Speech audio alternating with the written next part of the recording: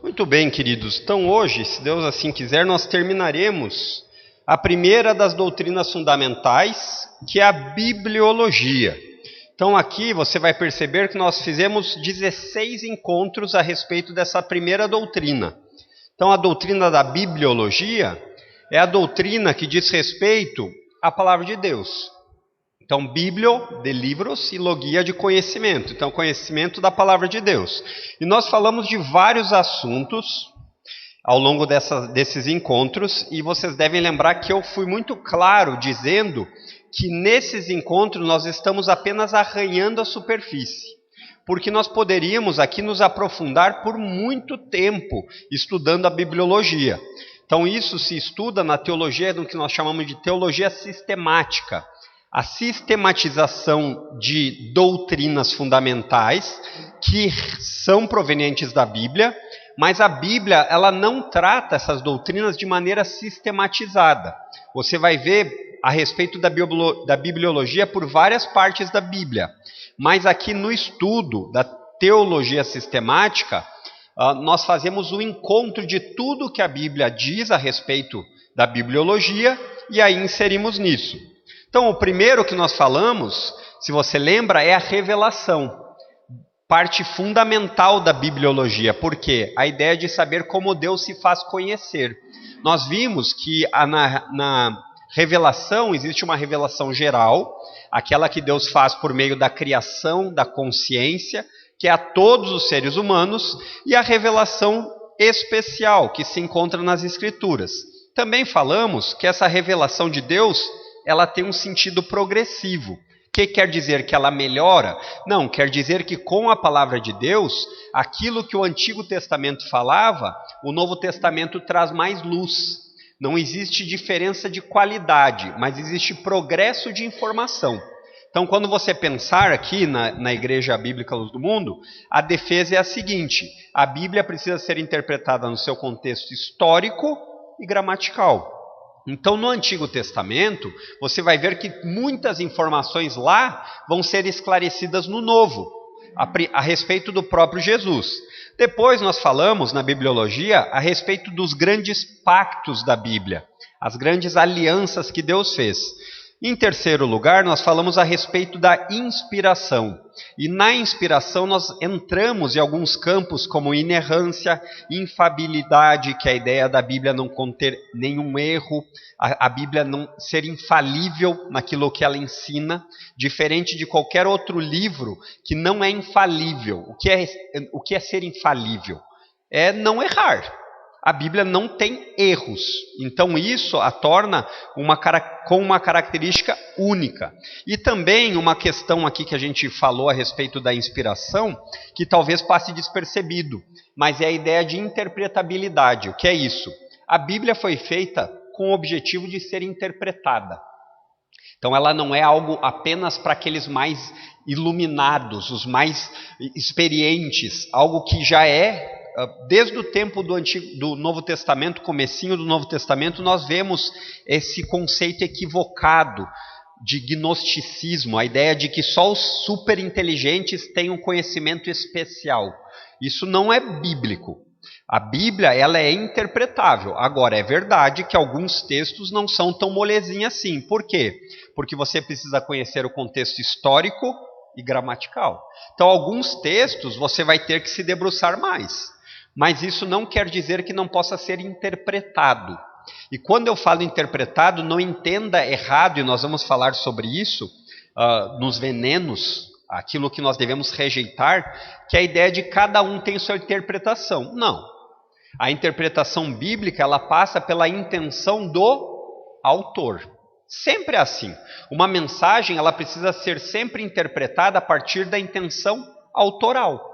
Se eu mandar um e-mail para você amanhã de manhã, você tem que saber o que eu estou querendo dizer com o e-mail. Por exemplo, poderia escrever o e-mail dizendo assim: nos encontramos às 14.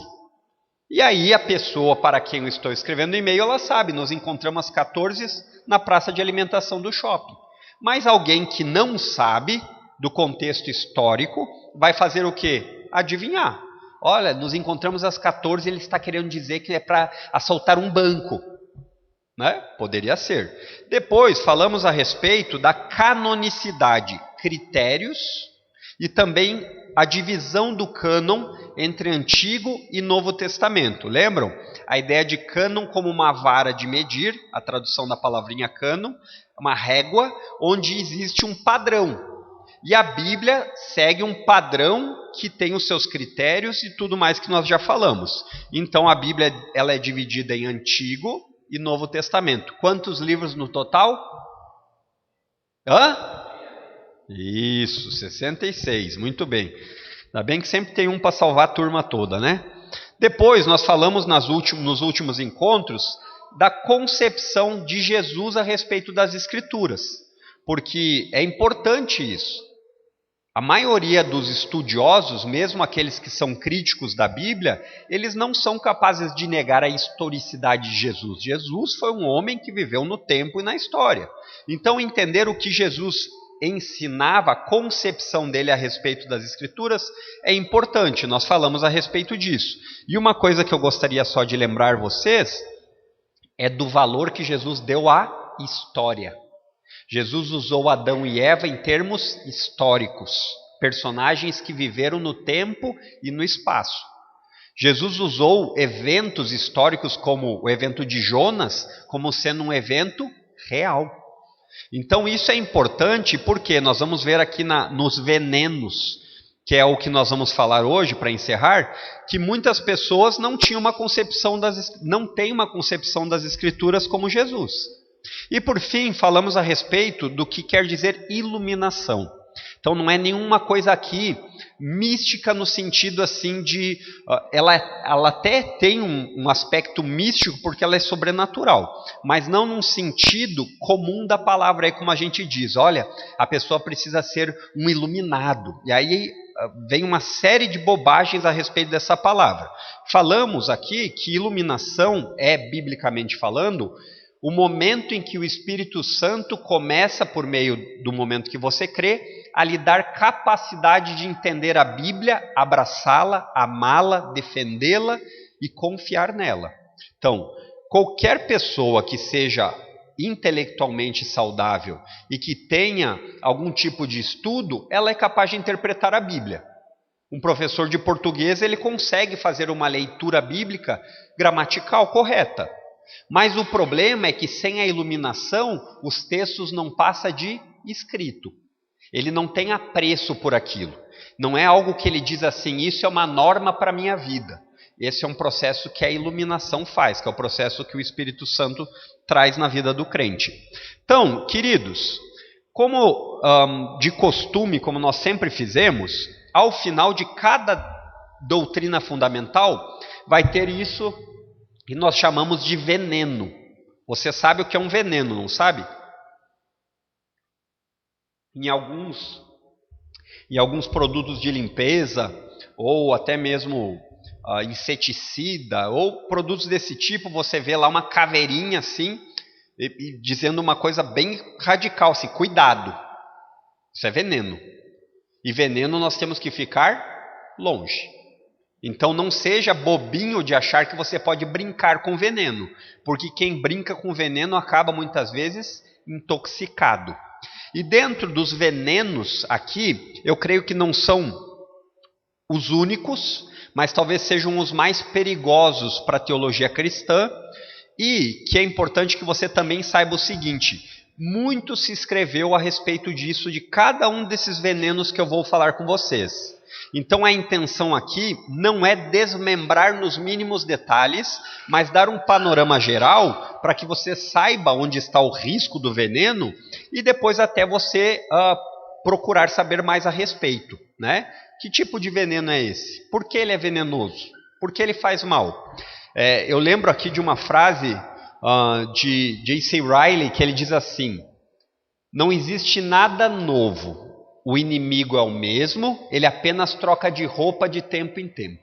Então o que ele estava querendo dizer é que esses erros teológicos, ou melhor dizendo, não só erros teológicos, mas erros que comprometem a doutrina saudável, não são novos. Conhecer a história da igreja vai lhe impedir de cair em muitas tolices, em muitos erros. Então, eu diria que aprender a respeito da história da igreja deveria ser obrigatório na vida cristã, no currículo cristão. Porque você vai ver que erros que aconteceram no primeiro século, no segundo, nós temos nos nossos dias com o mesmo vigor, mas com nomes diferentes. Então lembre-se disso. Não, mas essa heresia é nova. Não é nova. Há apenas a diferença que às vezes ela tem um cabelinho penteado, uma gravatinha nova, mas ela continua sendo bastante velha. Primeiro dos venenos chama-se liberalismo teológico. Todos já escutaram falar disso? Liberalismo teológico. Estamos numa fase em que o Brasil parece que despertou um pouco para a política, né? E o termo liberalismo, em algumas nuances, ele tem um lado positivo quando a gente escuta sobre política. Mas aqui na questão teológica, ele é venenoso. Então, é importante entender o que quer dizer cada coisa? É importante. Mas é importante que você saiba que quem brinca muito com o fogo tem perigo de se queimar. O maior proponente dele chama-se... Na verdade, o primeiro nomezinho dele, que é Rudolf Bultmann, é o mais conhecido dos proponentes disso. Não quer dizer que seja o único. O que esse veneno propõe é o seguinte: temos na história acontecendo do mundo um momento em que chegou um período chamado Iluminismo. E como o nome já chama a sua atenção, parece um momento de despertar intelectual. E essa é a ideia, onde a ciência está avançando, onde a filosofia está avançando, onde você tem também descobertas da psicologia e coisas do tipo. Então, neste momento, o liberalismo teológico surge nisso, e ele tem qual a característica principal? A razão. Enquanto que na doutrina fundamental bíblica, nós partimos de qual pressuposto é o primeiro? Revelação. Deus revelou, logo nós pegamos as informações bíblicas registradas e nós, a partir delas, vivemos. No liberalismo teológico, eles vão dizer assim: olha, milagres não são possíveis. Nós sabemos que pela razão pessoas não ressuscitam. Nós sabemos pela razão que o mar não se abre. Então, as pessoas que escreveram essas coisas, na verdade, elas quiseram influenciar coisas milagrosas onde não existiu milagre. E aí o que nós devemos fazer com isso? No máximo, usar essas passagens de supostos milagres como algum princípio moral. Essa é a ideia do liberalismo teológico. Então ele abandona todo tipo de sobrenaturalidade. Em que sentido? De milagres. E se você conversar com alguém que defende essa bandeira, ele não vai dizer que não acredita na Bíblia, mas que a Bíblia precisa ser melhor interpretada. A Bíblia, ela sim é um livro importante, mas ela foi escrita debaixo de muita mitologia, fantasia e coisas que precisam ser reinterpretadas à luz da ciência que chegou, à luz da psicologia moderna que está vindo e à luz também daquilo que é racional. Então você percebe que vai existir aqui nesse veneno um processo de desmistificar a Bíblia. Precisamos ler a Bíblia, mas vamos tirar todo esse corpo fantasioso, místico fora, e aí dessa forma nós vamos poder encontrar o que a Bíblia é importante. Então o que a Bíblia vira? Um livro de moral básico. É isso. E às vezes a gente olha isso e mesmo sem perceber, você talvez já tenha sido um liberal teológico. Porque muitas vezes no processo em que nós estamos aprendendo a respeito das Escrituras, é natural você ter dúvidas sobre milagres. Ninguém aqui nunca teve dúvidas sobre os milagres? Eu já tive várias. Mas qual é o ponto? O ponto é que nós acabamos, por meio da história, da verdade da história e tudo mais, cada vez mais convencidos de que a Escritura é digna de confiança. Então, assim, nós não fazemos que nem esse pessoal e esquartejamos a Escritura para aquilo que nós queremos. É até importante de lembrar que o processo desse pessoal aqui é que a tecnologia, o progresso e o racional vão trazer a explicação de todas as coisas. Isso foi século 17, 18 até o século 20. É isso que nós vimos? Não. O progresso e a teologia e a tecnologia, eles não explicaram todas as coisas e, pelo contrário, muitas coisas eles destroem. Então, esse tipo de argumento em que nós devemos ser, em última análise, a ciência e essas descobertas, elas sim são o nosso Deus. Qual é o ponto aqui direto de oposição ao que nós cremos? Alguém saberia dizer? Tem um que é fundamental. Só um. É que nós cremos que a Bíblia é inerrante. Ponto. Esse é o divisor de águas. Por que a Bíblia é inerrante? Nós já falamos muito a respeito disso. Porque ela tem uma característica inspirada por Deus. Sendo assim, o Deus Criador que criou todas as coisas, que não erra e é verdadeiro, aquilo que vem de Deus também é. É uma lógica. Então, assim, nós não precisamos ficar entrando nos mesmos argumentos para refutá-los. Quem tem que provar que esses fatos são mentirosos é o acusador. Você já deve ter visto algo mais ou menos assim. Todo mundo é inocente até que se prove o contrário. É assim mais ou menos que funciona a lei, né? Então, quem quer acusar de erro da Bíblia é que deve se propor a explicá-lo. O problema é que eles não conseguem. E as explicações são extremamente fáceis de serem refutadas. Até aqui, beleza? Note que isso aqui nós estamos falando de pensamentos que entram na história. E aqui junto com esse período aqui, nós vamos ver vários pensamentos entrando. Nós vamos ver aqui depois o racionalismo, que é, embora o liberalismo teológico não seja o racionalismo na essência, ele tem características racionalistas. Depois nós vamos ver que várias propostas vão sendo apresentadas como propostas de dar opções. Você vai ver que nesse período aqui vai surgir o marxismo, que é uma proposta de visão de mundo. Lembram das cosmovisões? É isso que acontece. É verdade que nós temos que ter cuidado de quando jogar a água suja em que o bebê está na banheirinha, não jogar o bebê junto. Então, tem coisas boas no liberalismo teológico? Sempre tem. A preocupação na crítica textual, de procurar os manuscritos bíblicos, nas informações. Só que assim, a gente tem que ser cuidadoso de não achar que esse pessoal fazia isso porque eles estavam procurando a verdade. Esse pessoal fazia isso para provar que o que eles estavam falando era verdade. E aí existe uma grande diferença. Quando eu procuro algo para saber se eu estou correto ou errado, ou quando eu procuro algo para dar base naquilo que eu quero fazer. Parece quase a mesma coisa, mas tem uma diferença gigantesca. Em contraposição a isso, veio aquilo que nós chamamos de neo-ortodoxia.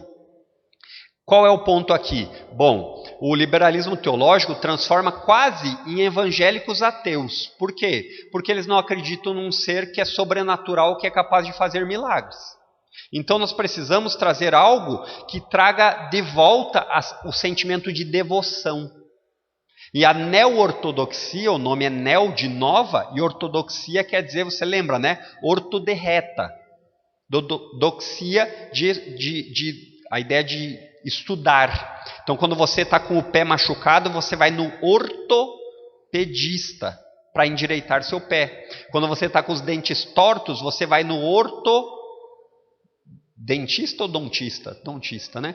Essa é a ideia. Então, a ortodoxia, quando nós falamos no que é bíblico, é um papo reto, direto, correto.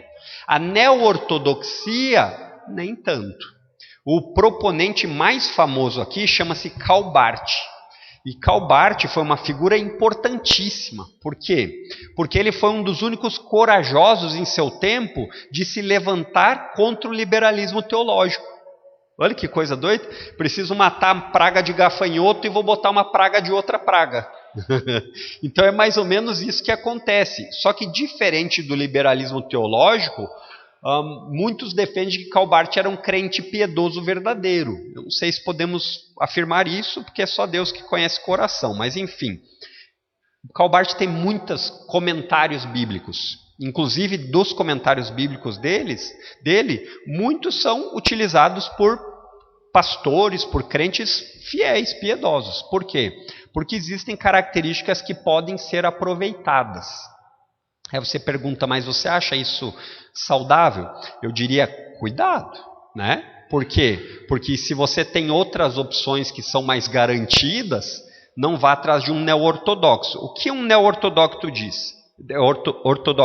É o seguinte: a Bíblia não é a palavra de Deus, mas ela contém a palavra de Deus. Quem é a palavra de Deus? Jesus.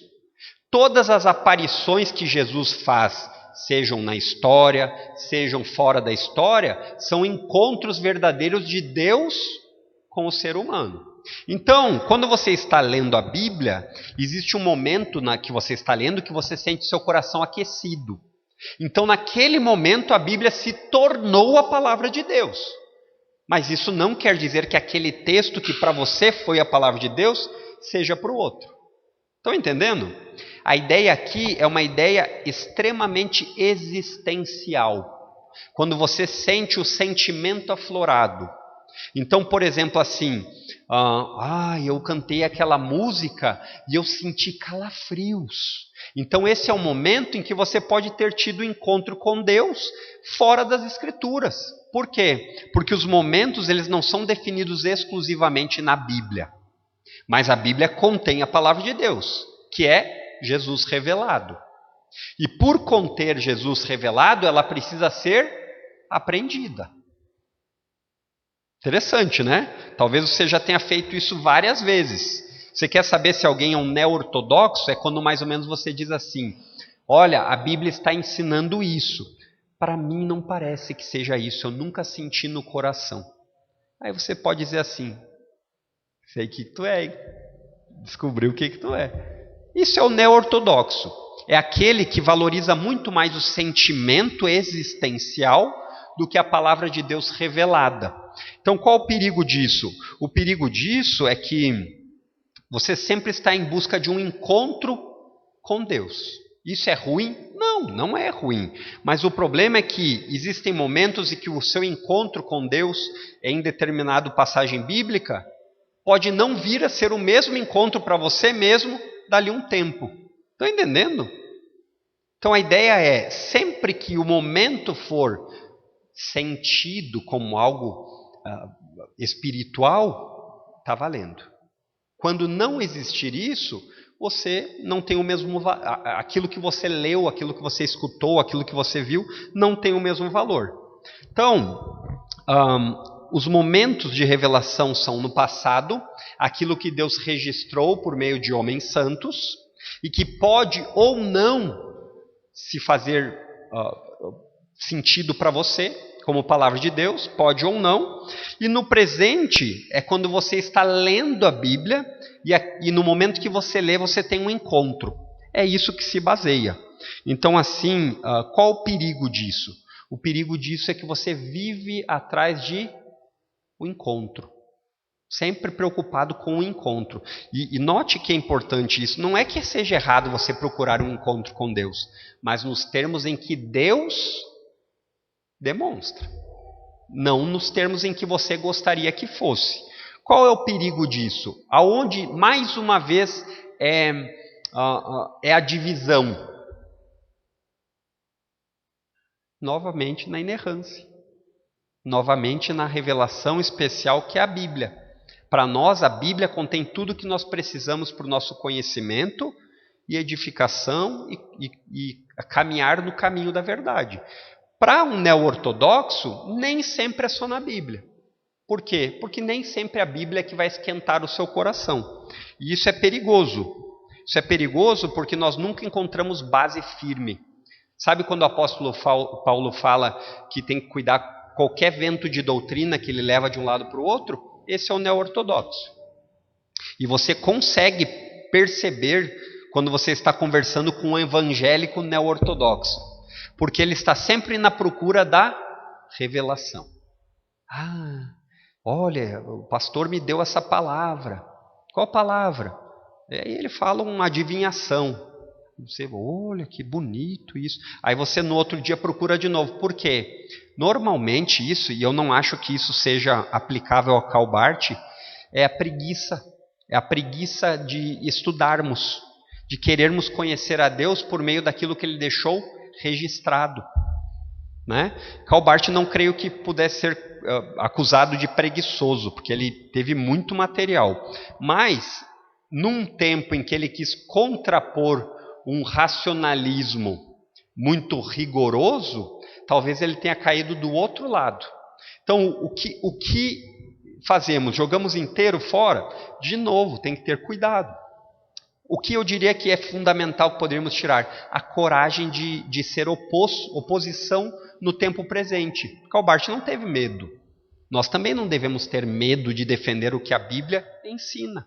Então, amanhã ou depois, talvez, exista votação a respeito de aborto no Brasil.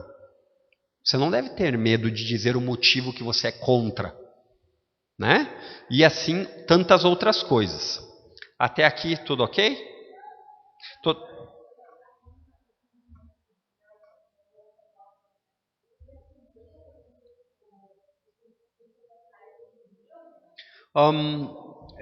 Depende, eu diria mais com a palavrinha neopentecostal. Por quê? O neo-ortodoxo não é uma pessoa que abandona completamente o estudo, mas ele estuda em busca de encontrar sempre uma revelação. Né? Então, quando eu digo revelação aqui, eu estou usando o termo no pejorativo, no sentido de que você quer sempre um encontro sobrenatural. Então, se você quiser dizer isso, que muitas vezes existem algumas pessoas que colocam uma música de fundo para ficar emocional, e aí entra num clima, talvez sim. Mas eu diria que o ponto aqui principal é a desvalorização da Escritura como regra única de fé. O pentecostal clássico, eu não vejo ele dessa forma. O neopentecostal, eu creio que sim. Mas o pentecostal, um pentecostal de uma igreja séria, existem muitas ramificações, né? Em todos. É que nem você dizer de um batista. Ser batista não diz grande coisa hoje em dia, né? Mas assim, então o pentecostal nós temos que ter cuidado na pecha de colocar a medalha nele. Não, porque pentecostais eu acho que não é o que você está querendo dizer. Eu acho que o que você quer dizer é mais neopentecostal.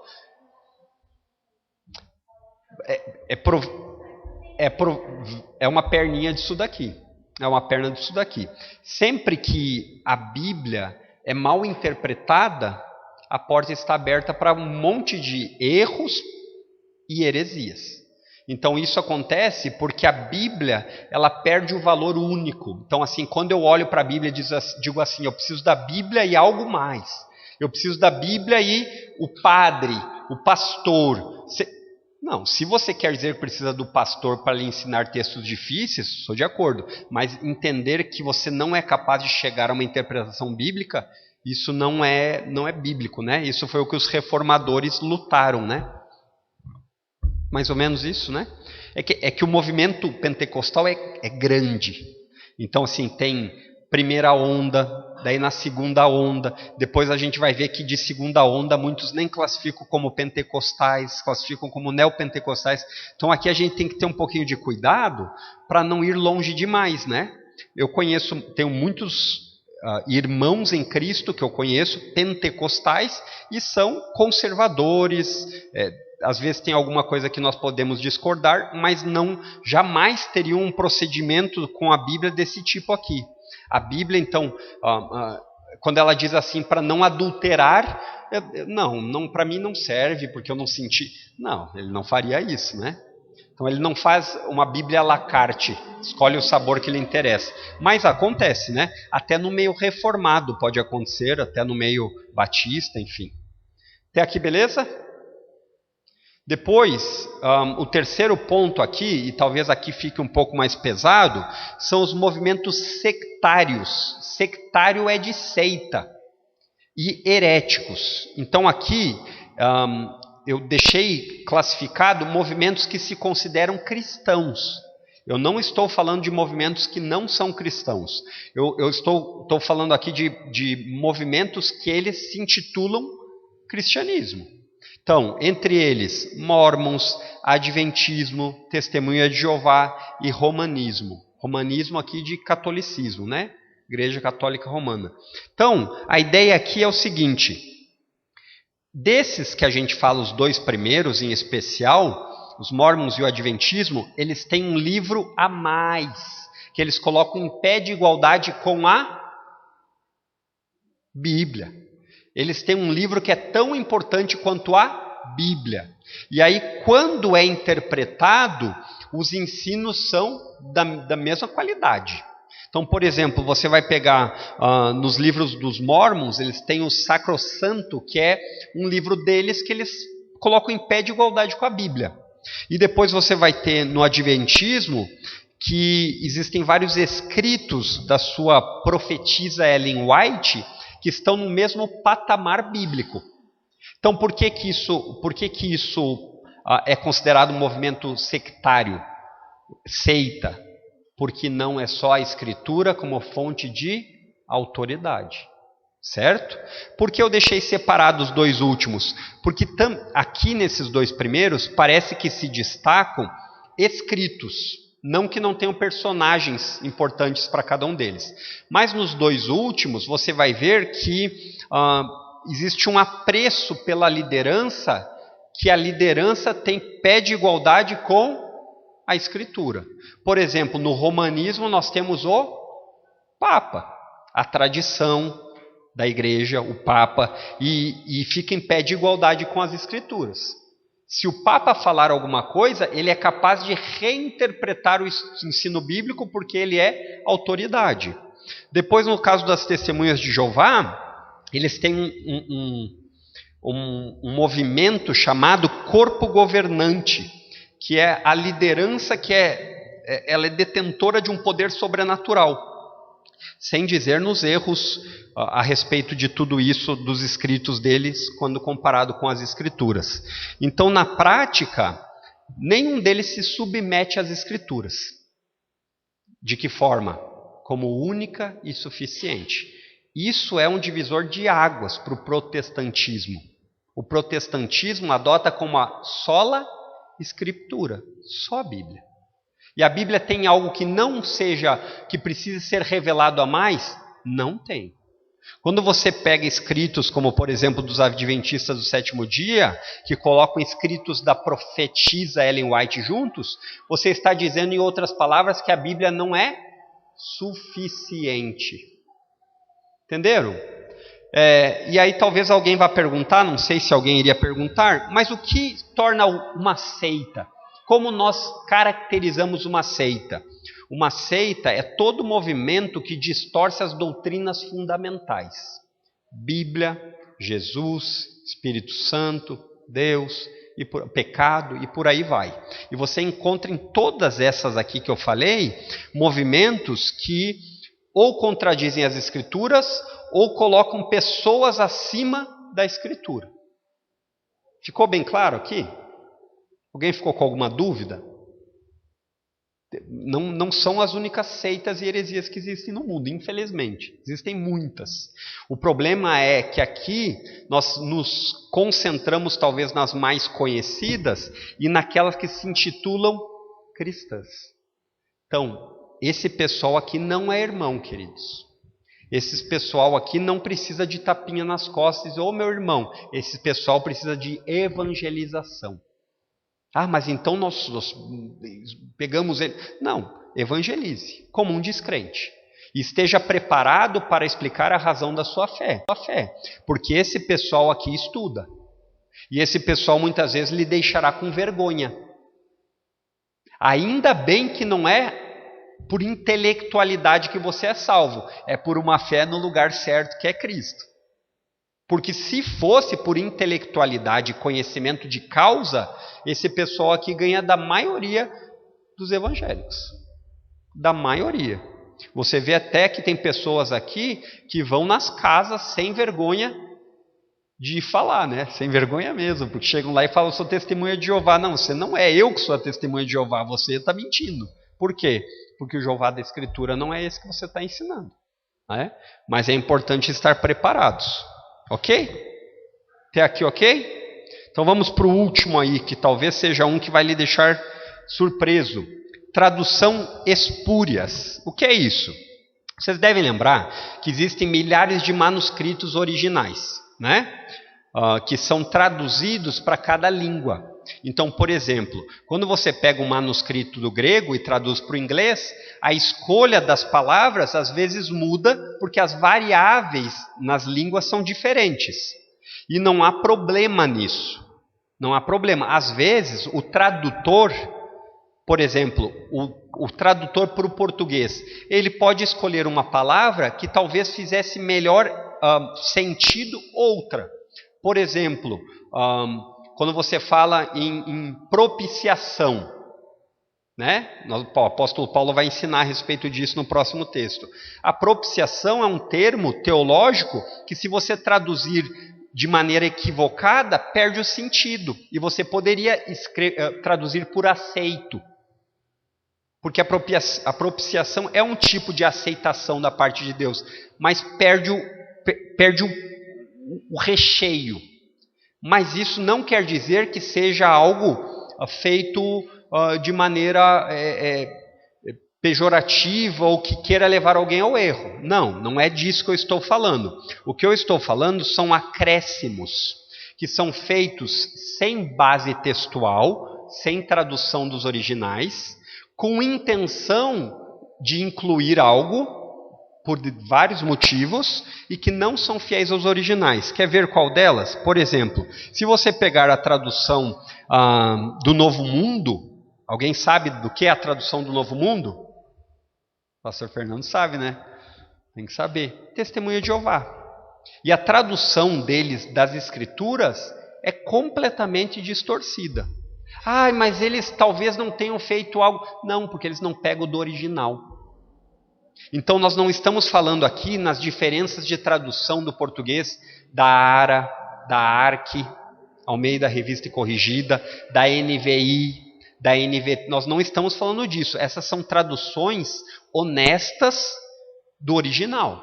Mas nós estamos falando de traduções que não têm preocupação com o original. Por exemplo, talvez os irmãos não saibam, mas tem uma tradução feminista das Escrituras que ela tirou todos os sentidos masculinos. Então Jesus não é o Filho de Deus, Jesus é a criança de Deus. Isso tem base? Nenhuma.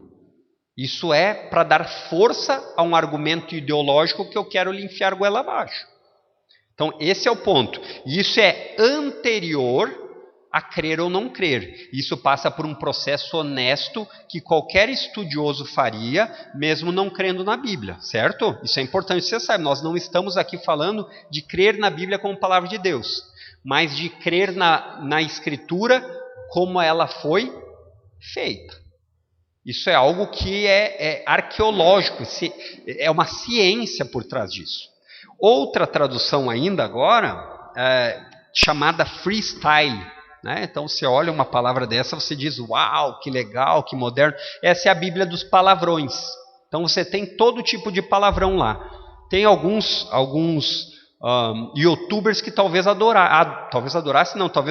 porque eles gostam de falar palavrão e dizer que são crentes. Então assim, linguagem ofensiva, Bíblia não é feita assim. Escreva um outro livro e coloque o nome que você quiser, mas não diga que é tradução da Bíblia. Então, esses esforços em distorcer o ensino bíblico, em não ser honesto e traduzir a Bíblia, nós rejeitamos. Então, note que aqui eu estou fazendo, é importante que eu não estou falando da tradução bíblica no sentido espiritual. Eu estou apenas usando o sentido científico mesmo, que é quando você acha algo de uma outra língua, você traduz com as regras gramaticais e históricas. Simples assim. Então, esses são os 4 venenos que eu diria que você deve ficar atento. Alguns você enxerga mais rápido, sente o cheiro mais rápido, mas outros, às vezes, vem devagarzinho de mansinho, como diria o pastor Marcos Rinconato, parecendo ovelhinha, mas daí quando você vê, tem os dentes de fora. E aí você sabe que é lobo, né? Então, por que isso, queridos? Porque a Bíblia é digna de confiança. E a nossa tarefa não é acrescentar nada a ela. A nossa tarefa não é fazer dela o que nós queremos, mas aquilo que Deus tinha intenção de transmitir. Certo? Alguma dúvida? Aproveite, irmãos, esse é o momento. Certeza? Eu achei que de seitas os irmãos iam ter um monte de perguntas. Ainda bem, porque daí eu não tenho que recorrer ao pastor Fernando. Se tivesse muitas dúvidas, eu ia falar, fala com o pastor Fernando. Queridos, vamos orar então? Pai Santo, graças te damos por mais um encontro, mais uma oportunidade que tivemos de aprender a respeito das doutrinas fundamentais. Em especial, dá-nos a capacidade de discernir o erro. Dá-nos o desejo de, por meio da Tua palavra, crescer. Que o Senhor nos ajude nesse processo, porque é um processo que muitas vezes é cansativo, muitas vezes é um processo doloroso para o intelecto, porque nós muitas vezes crescemos sem o hábito de leitura, e por isso nós te pedimos ajuda. Nos ajuda nos dando pessoas que amam a Tua palavra, pessoas que estão sedentas de conhecimento e cada vez mais procuram te conhecer por meio da palavra, e que dessa forma nós possamos ser edificados, podemos ser alimentados, e que o Senhor nos dê a capacidade de buscar o alimento diário, o pão de cada dia. Que o Senhor não nos deixe ser pessoas que se contentam apenas com migalhas da Tua palavra. E nós não conseguimos nesse processo se o Senhor não nos ajudar, pelo Teu poder, pelo Teu Santo Espírito, porque tantas vezes na fila do urgente, a Tua palavra vai para o fim da fila. E tantas coisas sem valor e sem urgência vêm em primeiro lugar nas nossas vidas. Nos perdoa por isso. E nos ajuda a termos olhos que enxergam esse tempo presente como uma oportunidade de edificar a si mesmo e edificar as outras pessoas por meio do conhecimento bíblico. Que o Senhor seja glorificado em tudo aquilo que nós fazemos, pensamos e desejamos. Que dessa forma o Senhor seja sempre o motivo do nosso culto. Amém.